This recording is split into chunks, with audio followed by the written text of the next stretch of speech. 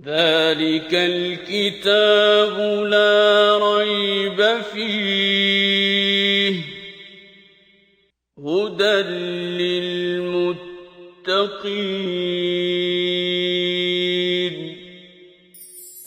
كتاب الله للأرواح روح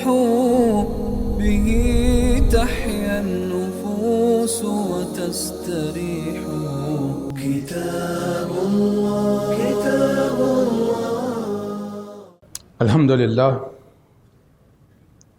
الحمد للہ رب العالمین والصلاة والسلام علی رسولہ الکریم اما بعد فاعوذ باللہ من الشیطان الرجیم بسم اللہ الرحمن الرحیم انما الصدقات للفقراء والمساکین والعاملین علیہا والمؤلفۃ قلوبہم وفی الرقاب والغارمین وفی سبیل اللہ وابن السبیل فریضۃ من اللہ واللہ علیم حکیم صدق اللہ العظیم رب اشرح لی صدری ویسر لی امری واحلل عقدۃ من لسانی یفقہوا قولی اللہم ارنا الحق حقا وارزقنا اتباعہ وارنا الباطل باطلا وارزقنا اجتنابہ آمین یا رب العالمین۔ ابھی ذکر ہو رہا تھا کہ ان کی حالت یہ ہے منافقین کی کہ اللہ کے مال میں سے انہیں کچھ دے دیا جاتا ہے تو خوش ہو جاتے ہیں، اور نہ دیا جائے تو پھر بگڑنے لگتے ہیں، اعتراضات جڑنے لگتے ہیں۔ اللہ نے فرمایا کہ کیا یہ اچھا ہوتا کہ جو کچھ بھی انہیں دیا گیا تھا اللہ اور اس کے رسول کی طرف سے اس پر یہ راضی رہتے، قناعت کرتے، اور یہ کہتے کہ اللہ ہمیں اپنے فضل سے اور نوازے گا، اور اللہ ہی کی طرف جو ہے ہم نظر کرم کے امیدوار ہیں۔ اب یہ جو آیت آ رہی ہے آیت نمبر 60، اس کے متعلق نوٹ کر لیجئے کہ مفسرین کا، فقہا کا اس پہ اجماع ہے کہ یہ زکوٰۃ کی فرضیت کی آیت بھی ہے، اور زکوٰۃ کی یہ مدات ہیں جو یہاں بیان کر دی گئی ہیں۔ نبی اکرم صلی اللہ علیہ وسلم جو زکوٰۃ اکٹھی ہوتی تھی وہ بھی، اور جو غنائم اکٹھے ہوتے تھے، مال غنیمت آتا تھا اور جو بھی موصول ہوتا تھا اسے جب مختلف تقسیم کرتے تھے تو پہلے یہ دیکھتے تھے کہ مستحق کون ہے، تو بہت سے لوگ اس میں جو مستحق نہیں ہوتے تھے وہ رہ جاتے تھے، اور ایسے ہی لوگ تھے منافقین میں سے جو اکثر و بیشتر اعتراضات کرنے والے تھے۔ تو یہاں اس مد کی وضاحت کر دی گئی کہ انما الصدقات للفقراء، یہ صدقات جو ہیں یہ دراصل فقیروں کے لیے، فقراء کے لیے ہیں، والمساکین، اور مسکینوں کے لیے۔ مسکین وہ ہوتا ہے، فقیر وہ ہے جو کہ مستحق ہے، جس کے پاس نصاب کے متعلق مال نہیں ہے، وہ فقراء میں شامل ہے۔ دوسرے مسکین وہ ہے جو لاچار ہو چکا ہوتا ہے، یعنی وہ سب ماحول حالات کے باوجود بھی کچھ کر نہیں پاتا، بے بس ہو چکا ہوتا ہے، وہ مسکین ہے۔ والعاملین علیہا، اور ایسے لوگ جو اس صدقات کے کام پر انہیں ڈیوٹی دی جائے، مامور کیے جائیں، یعنی ایک ادارہ، ظاہر ہے کہ جب اسلامی نظام ہوگا، سلطنت ہوگی تو باقاعدہ ایک نظام بنانا پڑے گا، ایک ادارہ بنانا پڑے گا، تو اس زکوٰۃ جو اکٹھی ہوگی تو ان کی تنخواہیں، ان کے اخراجات بھی وہیں سے دیے جا سکتے ہیں، تو ان کے لیے بھی یہ جائز ہے۔ والمؤلفۃ قلوبہم، اور ان کے لیے جن کی تالیف قلب مقصود ہو۔ اس زمانے میں یہ بھی ہوتا تھا کہ کفار میں سے یا دوسرے لوگوں میں سے ایسے لوگ جن کی ضرورت ہوتی تھی اسلام کی طرف ان کی حمایت کی، تو انہیں جب کچھ دیا جاتا تھا تو فطری طور پر وہ دل اس طرف مائل رہتے ہیں، ایک نرمی اس کے ذریعے سے پیدا ہوتی ہے، تو ان کے دلوں کو گویا کہ موہ لینے کے لیے بھی اس پہ اختلاف رہا ہے کہ آج یہ شک جو ہے وہ باقی ہے یا نہیں، بلکہ حضرت عمر رضی اللہ تعالیٰ عنہ کے زمانے میں ہی یہ سوال اٹھ گیا تھا کہ اب اسلام کو اس شے کی ضرورت نہیں ہے، اور آپ رضی اللہ تعالیٰ عنہ نے اس پہ پابندی بھی لگا دی تھی کہ مؤلف قلوب کی جو ہے وہ شک اب نہیں استعمال ہوگی، اس لیے کہ اب اسلام کا غلبہ ہے، لہٰذا اب کسی کی تالیف قلب کی ضرورت نہیں ہے۔ لیکن اسے اللہ تبارک و تعالیٰ نے جو ہے وہ ختم نہیں کیا، اس لیے کہ کسی زمانے میں بھی ضرورت پڑ سکتی ہے، لہٰذا یہ شک اس اعتبار سے فقہا کے نزدیک وہ ایکٹیو ہی رہے گی قیامت تک۔ وفی الرقاب، اور گردنوں کو چھڑانے کے لیے،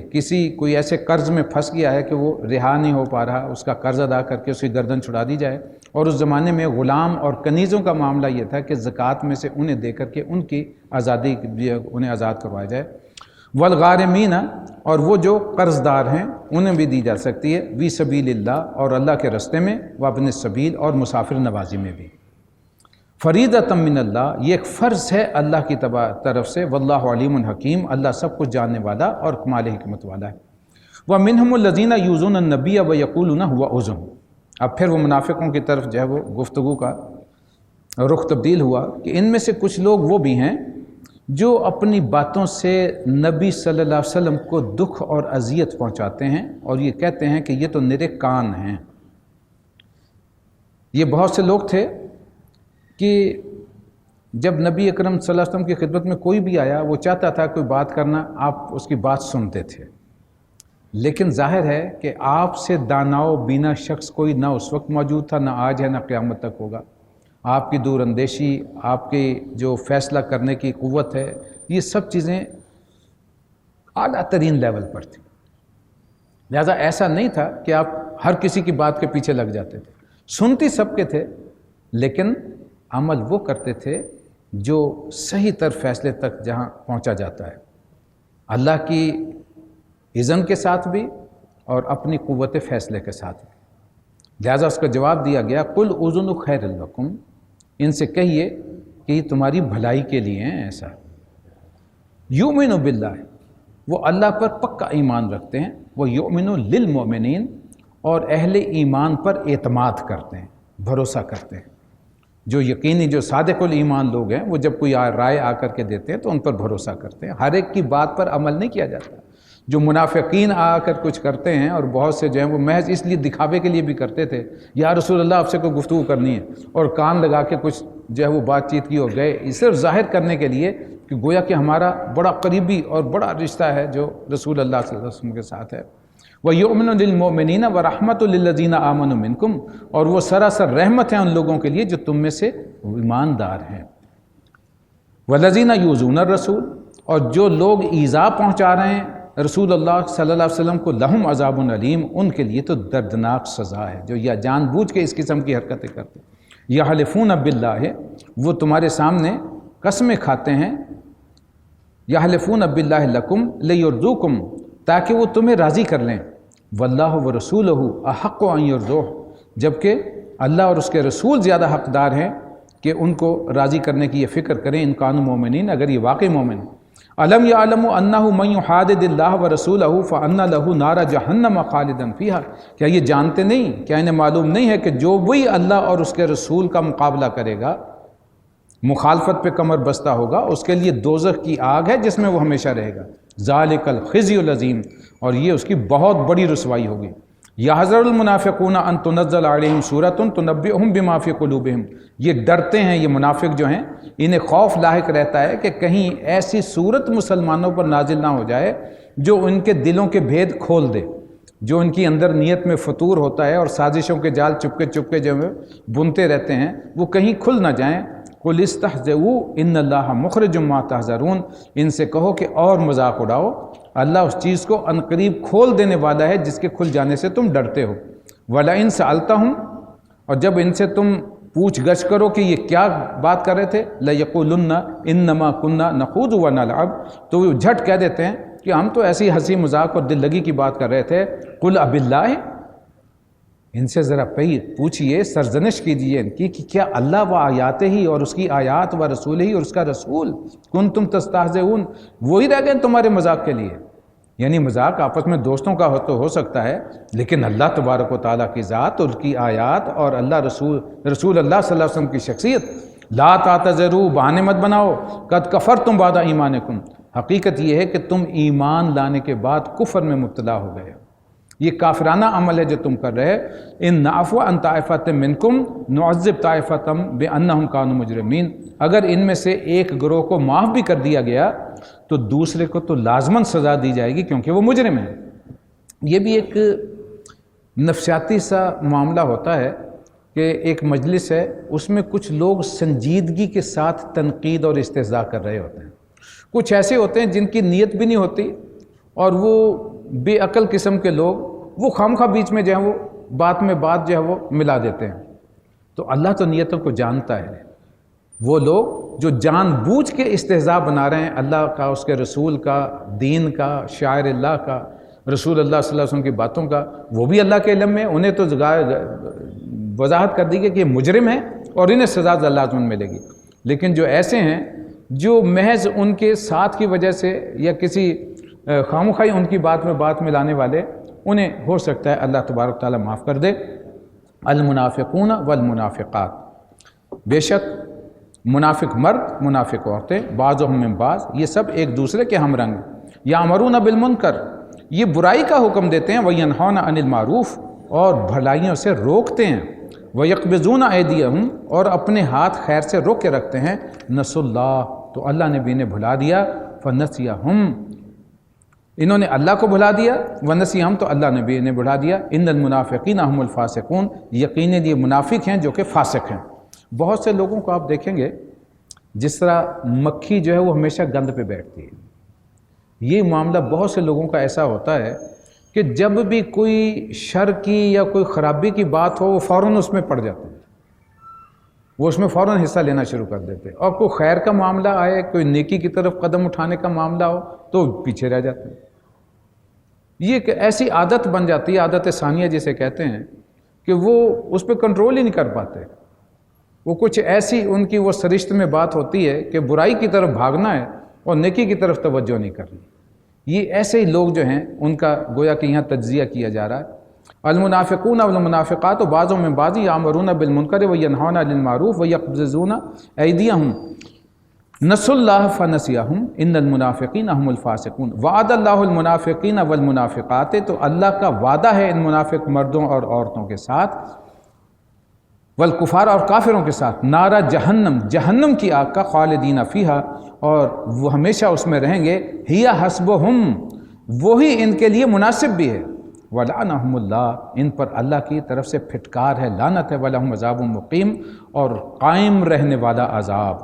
کالذین من قبلکم کانوا اشد منکم قوۃ واکثر اموالا واولادا، یہ لوگ جو ہیں یہ وہی ہیں،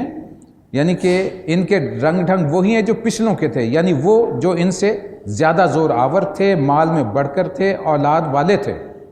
فاستمتعوا بخلاقہم، تو انہوں نے دنیا میں اپنے حصے کے مزے لوٹے اور دنیا سے رخصت ہو گئے، فاستمتعتم بخلاقکم کما استمتع الذین من قبلکم خلاقہم، تو تم نے بھی اپنے حصے کے مزے اسی طرح لوٹے جیسے کہ وہ پیچھے جو ہے وہ رہ جانے والے لوٹتے رہے، وخذتم کالذی خاضوا،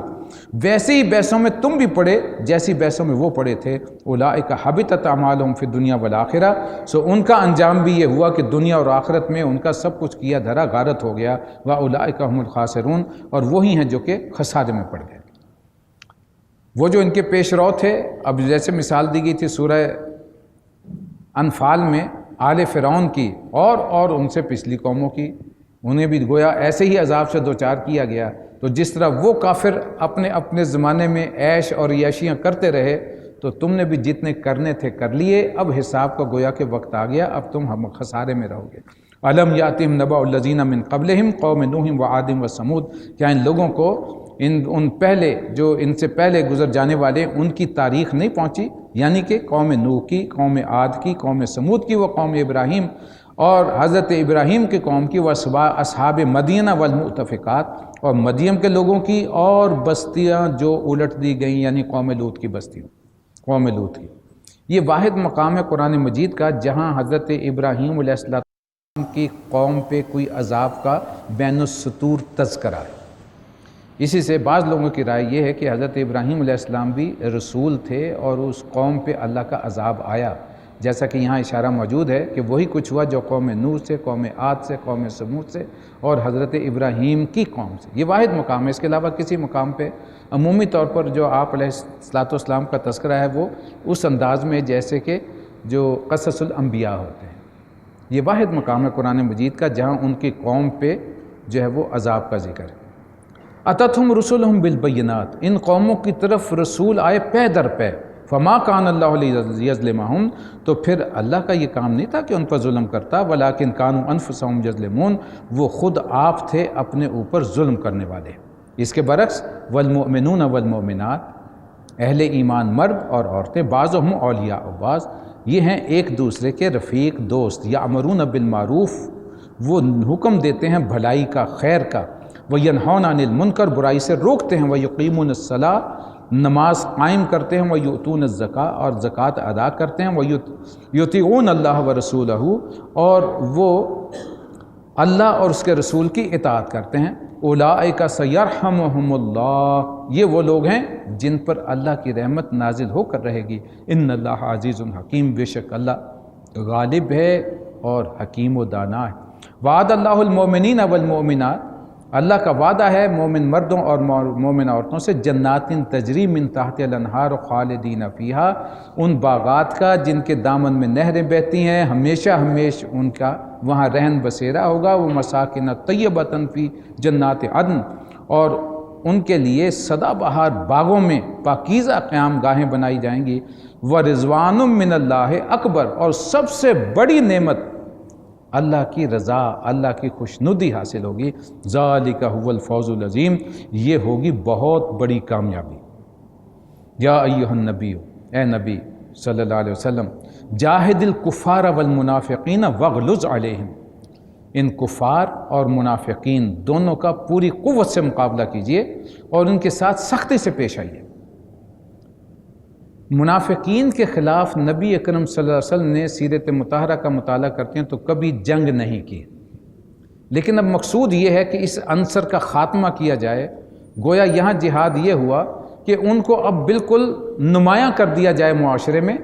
تاکہ یہ سلسلہ ان کا ختم ہو جائے، پتہ چل جائے کہ ہو از ہو، کون منافق ہے کون حقیقت میں مومن ہے، وہ پردہ نہ اب رہ جائے، تاکہ یہ بالکل معاشرے میں ننگے ہو جائیں کہ یہ ہیں جو اللہ اور اس کے دین کے حقیقی مخالف ہیں اور مارے آستین ہیں، اندر سے ڈنگ مارنے والے۔ یہ ہوگا تو ظاہر ہے کہ ان کی سرکوبی جو ہے وہ کسی نہ کسی حد تک ہوگی۔ وَمَأْوَاهُمْ جہنم، ان کا آخری ٹھکانہ جہنم ہے، وہ بئس المصیر، اور وہ بدترین جائے قرار ہے۔ یحلفون باللہ، یہ قسمیں کھاتے ہیں، ما قالو، کہ انہوں نے وہ بات نہیں کہی، وَلَقَدْ قَالُوا كَلِمَةَ الْكُفْرِ، جبکہ انہوں نے وہ کلمہ کفر ضرور کہا ہے، وَكَفَرُوا بَعْدَ إِسْلَامِهِمْ، اور اسلام لانے کے بعد کفر کے مرتکب ہوئے، وَهَمُّوا بِمَا لَمْ يَنَالُوا، اور انہوں نے وہ کچھ کرنے کا ارادہ کیا جسے نہیں کر سکے، وَمَا نَقَمُوا إِلَّا أَنْ أَغْنَاهُمُ اللَّهُ وَرَسُولُهُ مِنْ فَضْلِهِ، ان کی جلن، ان کا غصہ اسی بات پر ہے نا کہ اللہ اور اس کے رسول نے اپنے فضل سے، اللہ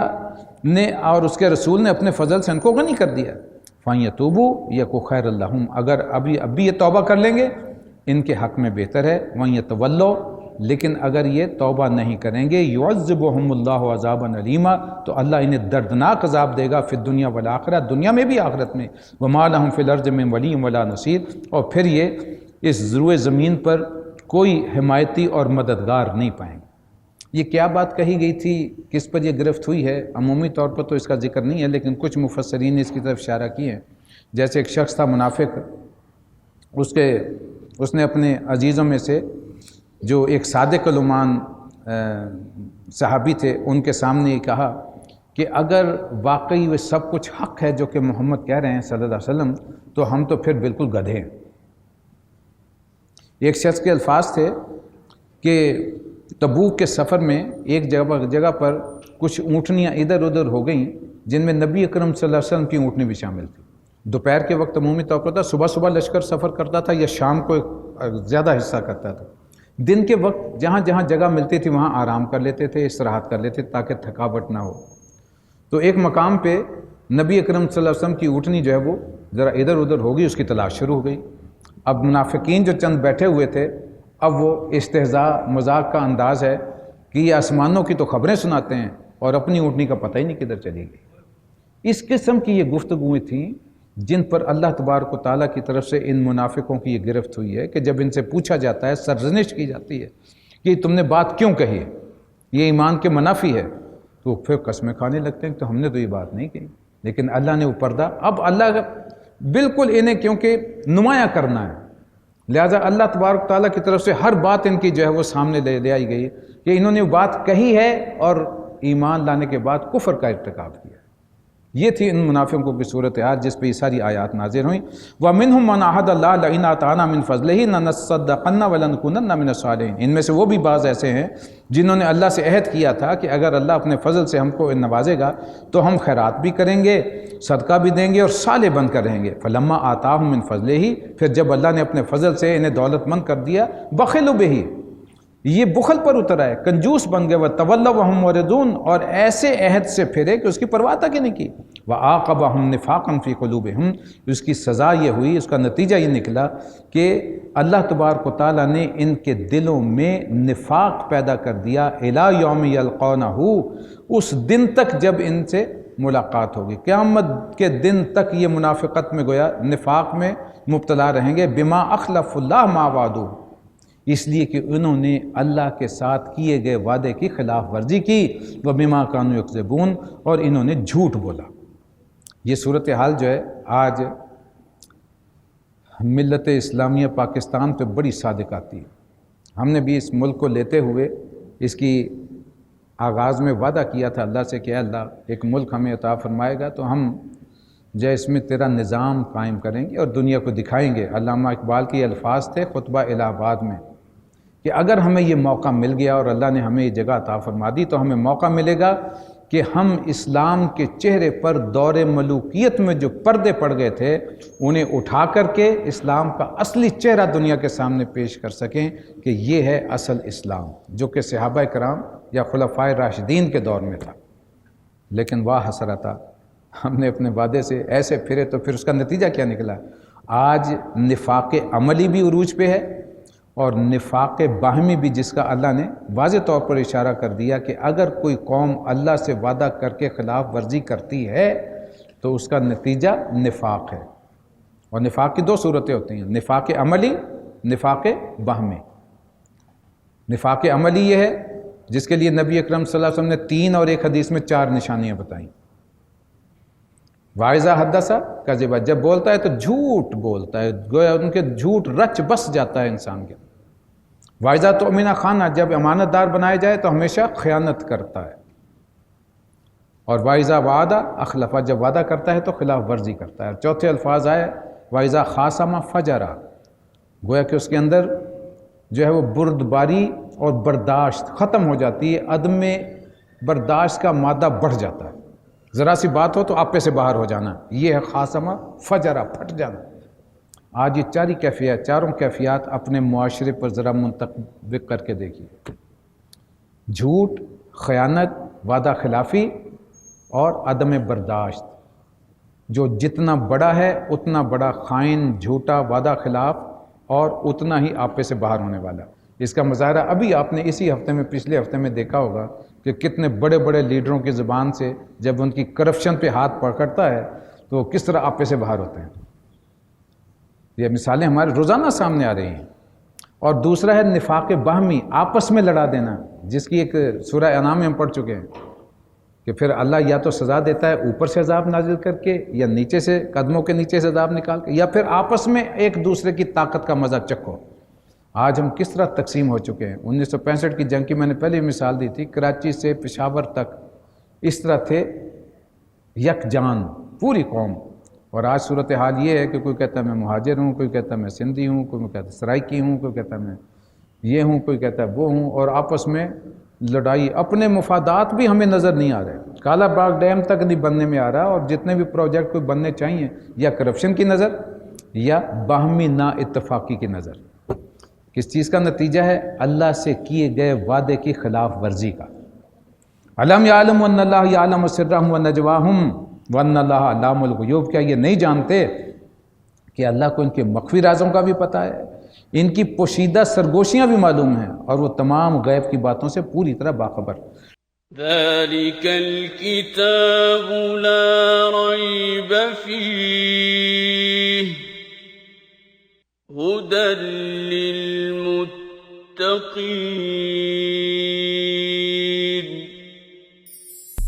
كتاب الله للأرواح روح به تحيا النفوس وتستريح